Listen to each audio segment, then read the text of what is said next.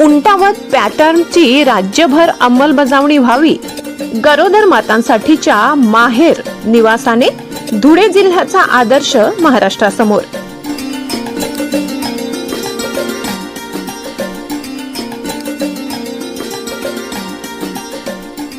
शिरपूर ग्रामीण भागातील माता आणि बालमृत्यू रोखण्यासाठी शासन कोट्यावधी रुपये खर्च करत असताना धुळे जिल्ह्यातील उंटावत ग्रामपंचायतीने स्वबळावर एक क्रांतिकारी मार्ग दाखवलाय।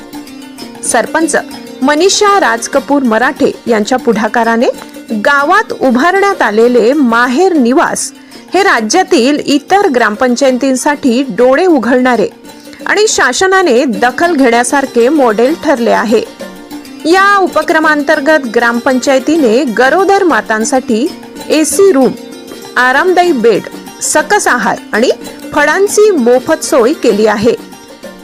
केवळ शारीरिक आरोग्यच नव्हे तर बाळाच्या मानसिक विकासासाठी येथे ग्रंथालय आणि टीव्हीचीही सोय आहे।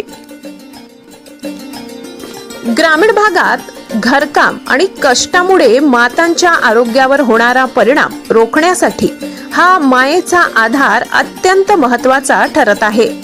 एकीकडे मोठमोठ्या घोषणा होत असताना उंटावत सारख्या छोट्या गावाने प्रत्यक्षात करून दाखविलेली ही कृती प्रशासनासाठी दिशादर्शक आहे।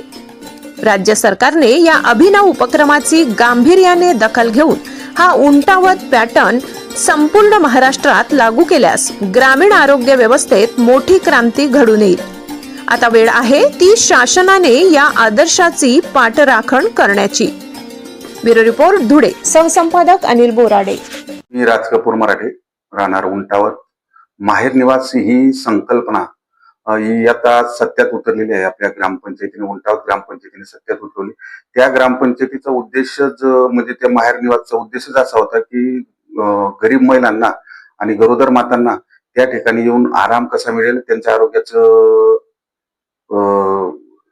रक्षण कसं होईल त्या दृष्टीने आपण या ठिकाणी प्रयत्न केलेला आहे। आणि आता परत आमचा असा उद्देश आहे की आज 4 पलंगांचं तिथे जे वास्तव्य आहे ते कसं 8 होईल या दृष्टीने आणि कसं जास्तीत जास्त गरोदर मातांना फायदा होईल या दृष्टीने आम्ही प्रयत्न करणार आहोत।